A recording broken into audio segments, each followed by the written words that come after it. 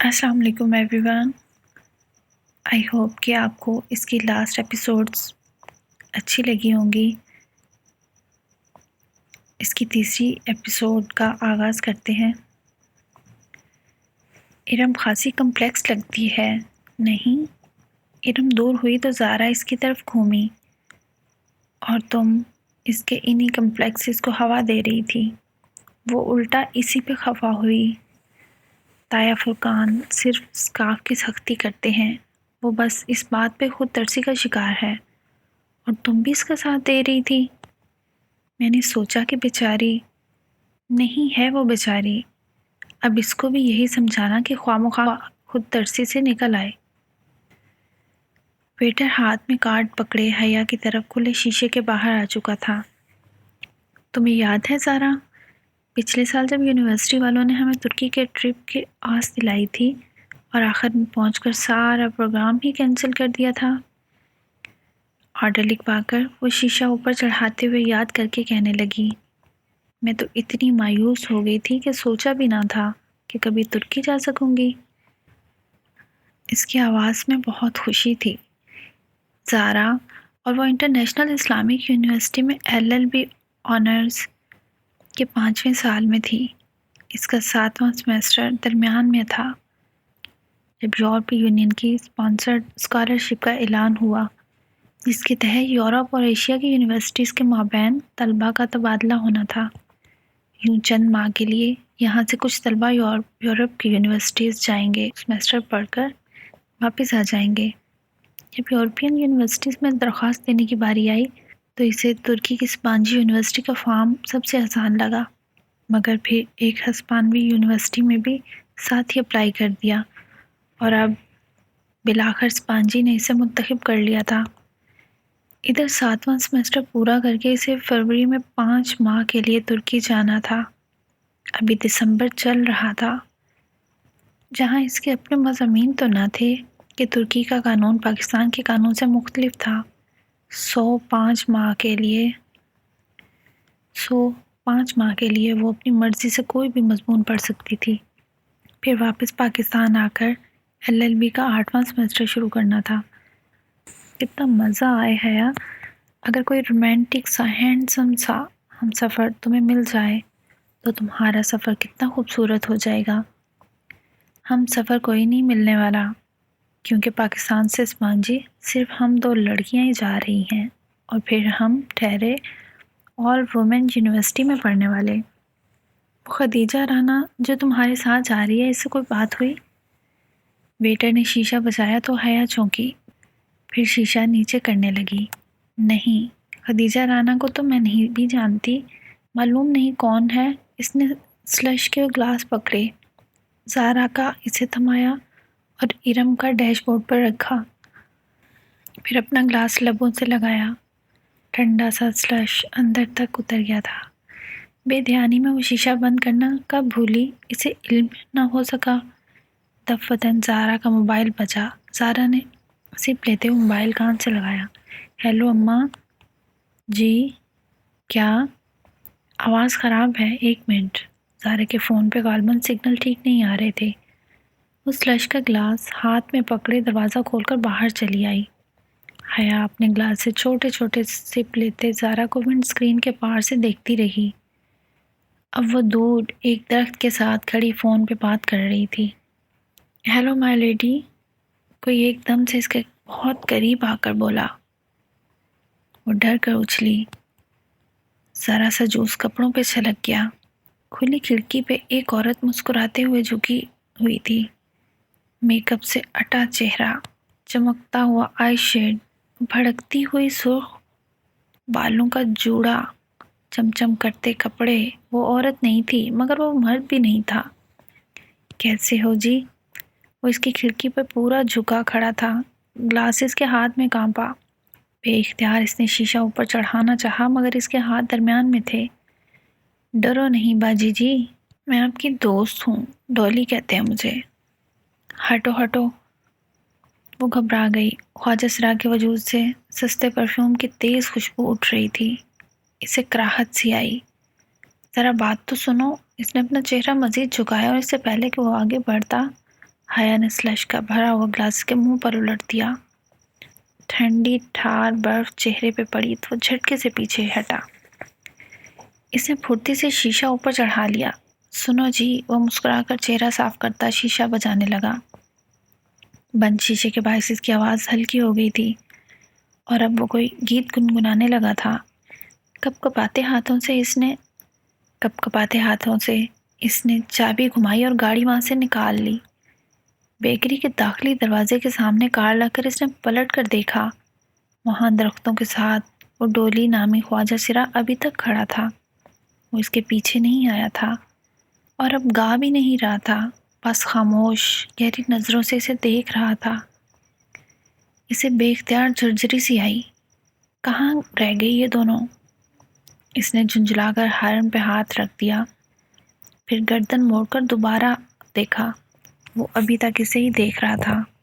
ارم اور زارا کو ڈراپ کر کے وہ سیدھی اپنے گھر میں آئی تھی۔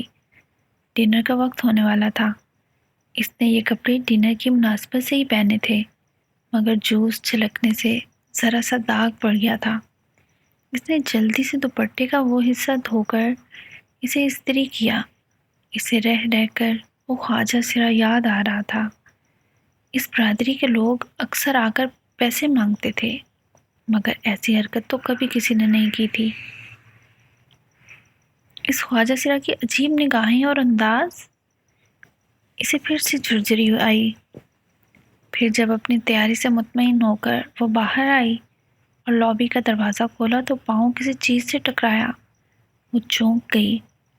دروازے کے ساتھ فرش پر سفید ادھ کھلے گلابوں کا بوکے پڑا تھا۔ وہ جھکی اور بوکے اٹھایا، ساتھ میں ایک بند لفافہ بھی تھا۔ وہ دونوں چیزیں اٹھا کر سیدھی ہوئی اور لفافہ کھولا جس پہ حیا سلمان لکھا تھا۔ اندر وہی سفید بے سطر چکور کاغذ تھا۔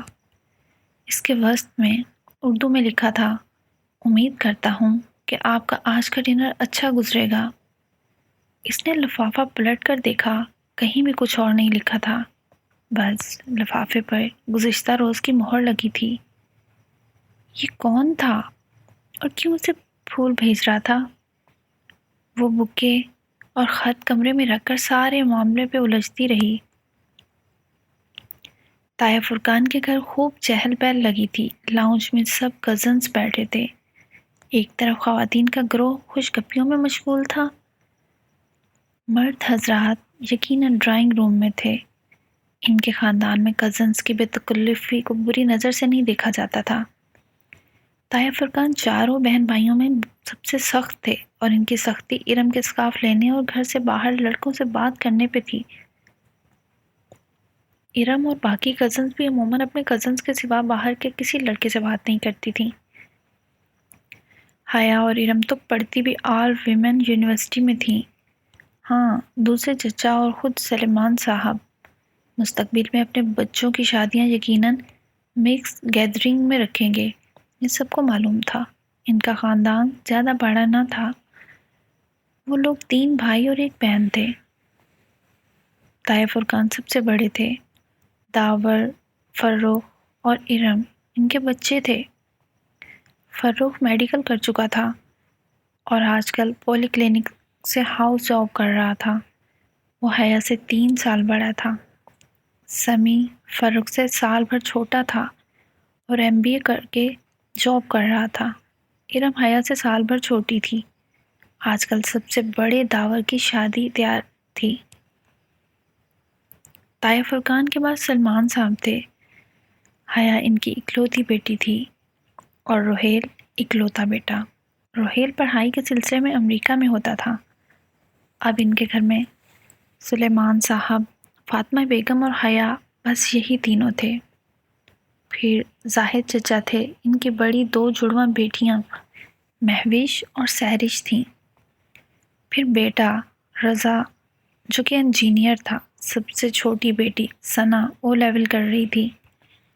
اس وقت سوائے روحیل کے جو امریکہ میں تھا اور داور بھائی کے جو غالباً ڈرائنگ روم میں تھے، باقی تمام لڑکے لڑکیاں لاؤنج میں موجود تھے۔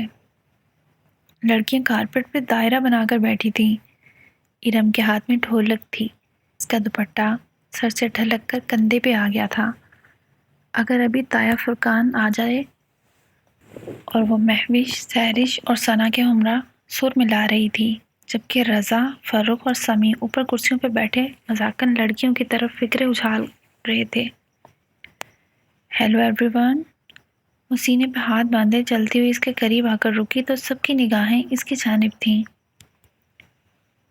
سفید چہرے کے دونوں اطراف میں گرتے سیدھے سیاہ بال اور بڑی بڑی کاجل سے لبریز آنکھیں۔ وہ تھی ہی اتنی حسین کہ ہر اٹھی نگاہ میں ستائش امڑ آئی۔ حیا، کیسی ہو؟ آؤ چلو ان لڑکوں کو ہراتے ہیں۔ آؤ بیٹھو نا۔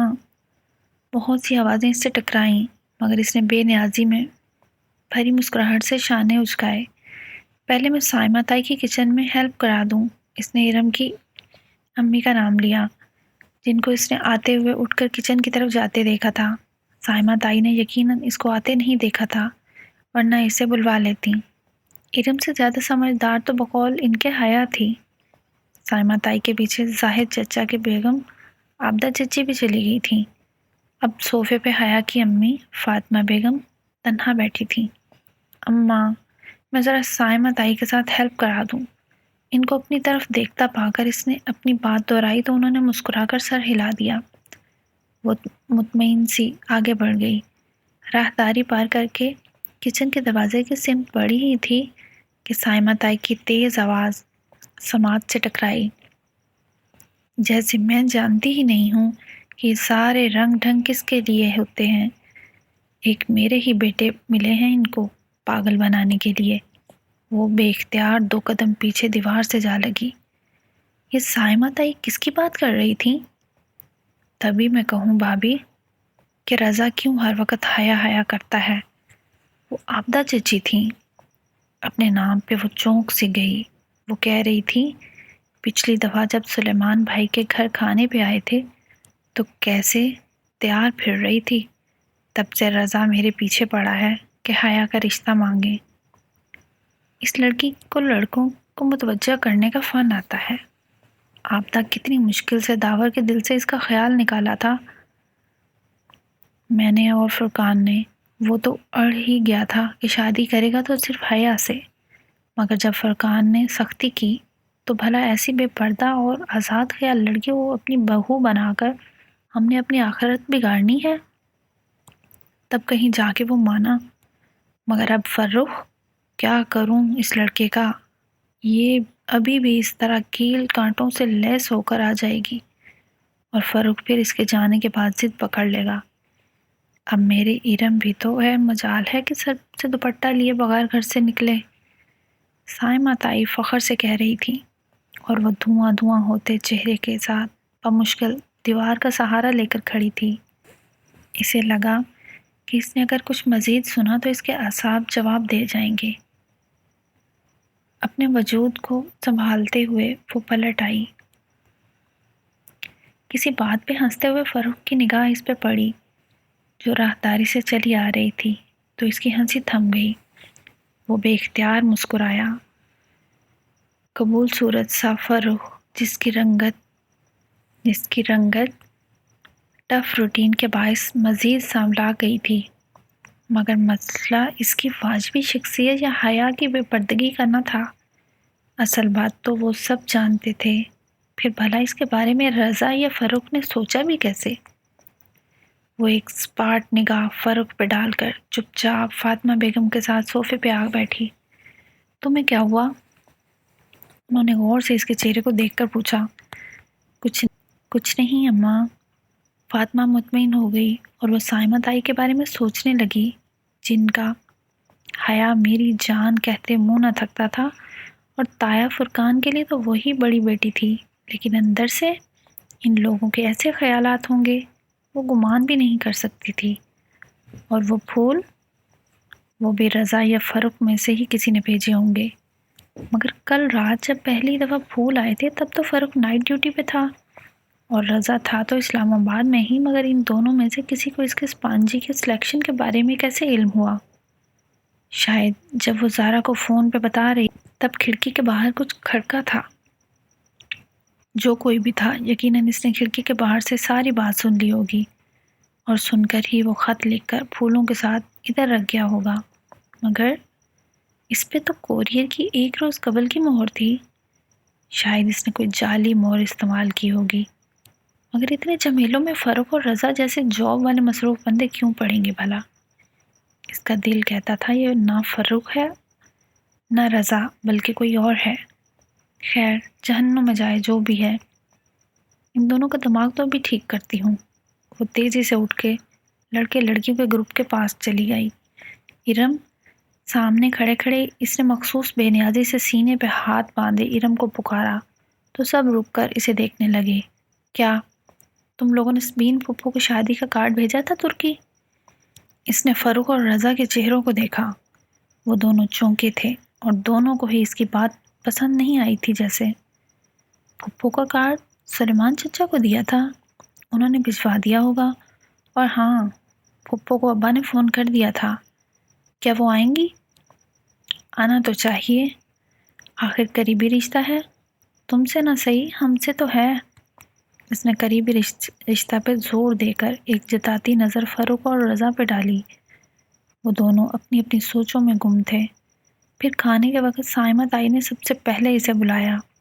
حیا میری جان، یہ ارم کسی کام کی نہیں ہے، تم سمجھدار ہو، ٹیبل پہ تم نے خیال رکھنا ہے، جیسے کوئی ڈش آدھی ہو فوراً ظفر کو اشارہ کر دینا، ٹھیک؟ شور تائی، میں خیال کروں گی۔ وہ مسکراتی ہوئی سرو کرنے لگی۔ چند منٹ بعد سب ڈائننگ ہال میں کھڑے اپنی اپنی پلیٹوں میں کھانا نکال رہے تھے۔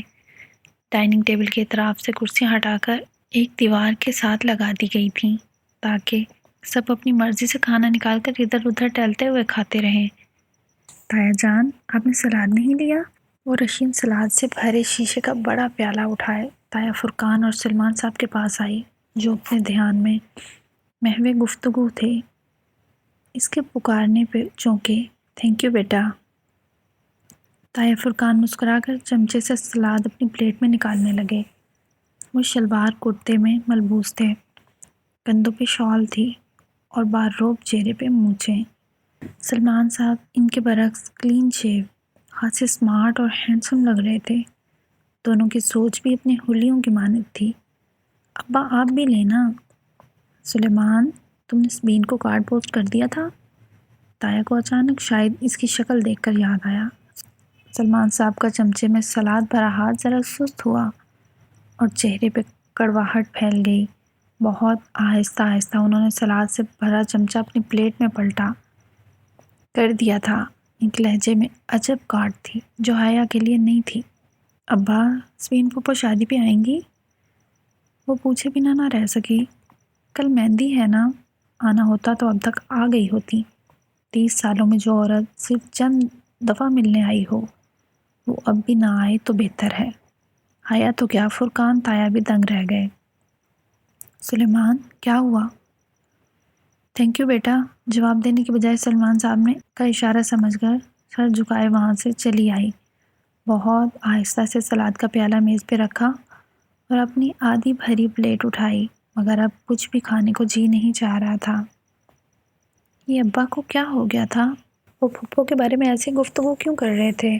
پھر وہ نہ رہ سکی، اپنی پلیٹ لیے اسے ستون کے پیچھے آ کھڑی ہوئی جس کی دوسری جانب تایا اور ابا کھڑے تھے۔ بظاہر پلیٹ پر سر جھکائے، اس کے کان انہی کی طرف لگے تھے۔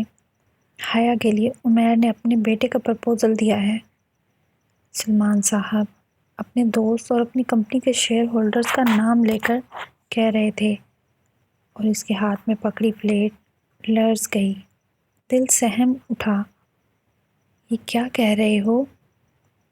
تایا فرقان بھی ششدر رہ گئے تھے۔